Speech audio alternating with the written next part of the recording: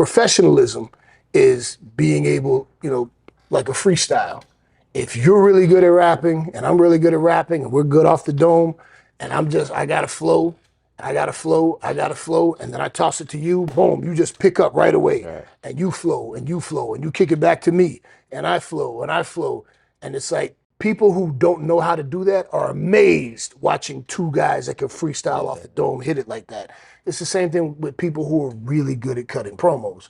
But again, I go back to Randy Orton, and he's the first person that comes to mind. I'm sure there are others that he'll tell you, like, he memorizes the script. So if he gets a good promo, he'll memorize it. But then when he delivers it with such conviction. Oh, yeah. And it's great material. 100%. Doesn't look like none of that's like it doesn't. from the page. It seems like that's him coming from his soul. Yeah. So he's great at that. There are some that are good at that, and then there are many that are not. I feel bad for the people who break into professional wrestling that are scared to talk or don't like to talk. And I tell them, you're cutting your nose off to spite your face. You'll go out here and you'll put your body on the line, risking breaking your neck, but you're scared to get on the mic and talk. That's where you make your money, talking. That's where your money comes from. Not your wrestling, you're talking. If you smell, acknowledge me. Yeah. Give me a hell yeah. That's, catchphrases and charisma. That's what people want more than anything. Yeah, you got to back it up, but promos got to be passionate. And, when people are preparing for a promo, they do it different ways. Me personally, I'll slip away for a little bit and I'll go over what I got and I'll think of how I want to deliver things. I might come up with a few little, references or something that I'll have in my head. And I don't have a script. I have an outline. And then I just fill in the beats. That's how I like to do it. And if it's a long segment with a lot of back and forth, then okay, I got to get with that person so we can kind of be on the same page. It can't just be a free-for-all.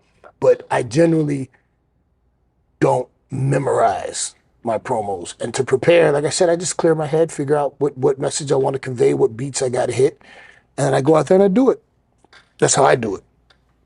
So, but promos are extremely important. And again, I say, if you are a young, aspiring professional wrestler, work on your promos. The best promos I've cut in my whole career, nobody ever saw them because I cut them in the shower, or I was in my car driving, or, I was, in my early days, I remember back when everybody was taking ephedra before going to the gym, I'd be hopped up on ephedra and I'd be cutting the greatest promo in the mirror. And I'm like, man, I should have been to the gym 30 minutes ago. Man, this promo, I'm just killing these promos. I never saw them. But if you want to make money, you want to be a star in the wrestling business, you got to be good at talking. What do you think about like acting school, things like, could things like that help? It can only help. Yeah, it can only help. A lot of wrestlers now go to acting school. And a lot of them do it, because, they're hoping for a career in Hollywood after wrestling or even during. But yeah, it just helps you with your delivery and with your character. You guys had Hollywood actors at WWE in the writing room, right? Well, at one point we had Freddy Prinze. Oh, okay. Freddie Prinze Jr., yeah. And it's funny because he and I didn't get along at first. I didn't like him because I'm like, I'm not letting this old tiger beat teen heartthrob tell me about wrestling. Man, get your ass from around me. I was not nice to him. And then we had to work together. And here's funny, right? It was SummerSlam, me against Jeff Hardy. And I was working with one of the writers who I worked with him a lot at the time. And he said, hey, Freddie's going to help us on this. I'm like, man, I don't want Freddie on this. Man, he goes, no, man, Freddie's cool, man. I'm like, man, fuck Freddie, man. She's just, I know what you did last summer. She's all that. But, so we were, in this occasion, because it was to go home to SummerSlam. So this is one of the occasions where we were actually collaborating and writing a promo. Okay.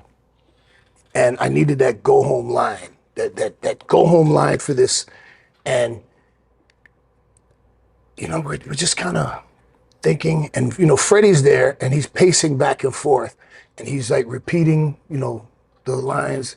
And then he stops and he goes, what about this? And here's the crazy part, right? I don't remember what the line was. I don't remember I just remember it was SummerSlam to go home to me and Jeff. And I just remember the writer who I was with kind of perking up and going, whoa. And I remember me hearing Freddie suggest that and being like, damn, that's it. that's the line right there. And begrudgingly, I had to look at him and go, that's actually real good, man. That's it. That's the line. That's it. That's the go home. So we put it together, and I went out there. No, it wasn't even. I was in the back that we had to cut it, and again, I'm sure it's out there, and I don't remember, but I remember Vince sending somebody to tell me that he liked the promo. Like a bunch of people came up congratulating me on how great that promo was. And then I was kind of looking at Freddie like, thanks, man. But then after that, he was like, hey, man, you want to smoke a joint? I'm like, yeah, okay. We started smoking weed and started talking about kickboxing and martial arts. And we had all this stuff in common. Right. Okay, man, all right. Well, maybe you're half-ass all right. And to this day, he's one of my dearest friends, So Shout out Freddy Prinze the Jr. Hollywood actor in the wrestling writers room. You can't teach me. Well, I guess you can. Yeah. All right.